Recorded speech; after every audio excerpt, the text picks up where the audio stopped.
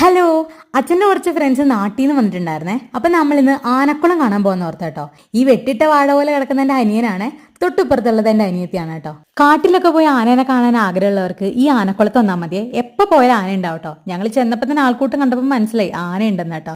അങ്ങനെ ഒരു ആനക്കൂട്ടങ്ങൾ വെള്ളം കുടിച്ചുകൊണ്ടിരിക്കുകയായിരുന്നേ. കുറച്ച് ഇപ്പോൾ ഓരോരോ ആനകളായിട്ട് ഇറങ്ങി വരുന്നുണ്ട്. നല്ല രസമുണ്ടല്ലേ. ഞാൻ ഒരുപാട് ഇവിടെ വന്നിട്ടുണ്ടെങ്കിൽ ആദ്യമായിട്ടാണ് കേട്ടോ ആന ഇങ്ങനെ കരയുന്ന ഒച്ച കേൾക്കുന്നത്.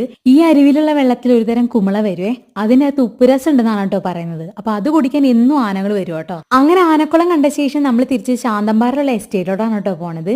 ഇവിടെ ഓഫ് റോഡ് ആയതുകൊണ്ട് നമുക്ക് ട്രാവലർ ഉണ്ടാകാൻ പറ്റില്ലേ. അങ്ങനെ പിറ്റേ ദിവസം രാവിലെ ഇവരെല്ലാരും പറമ്പൊക്കെ കാണിക്കാന്ന് വിചാരിച്ചോട്ടോ. ഇതാണ് കേട്ടോ ഞങ്ങളുടെ പ്ലാന്റേഷൻ.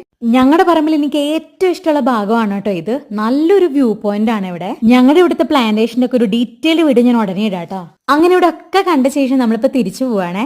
അപ്പോൾ ശരി, ടേക്ക് കെയർ, ബൈ.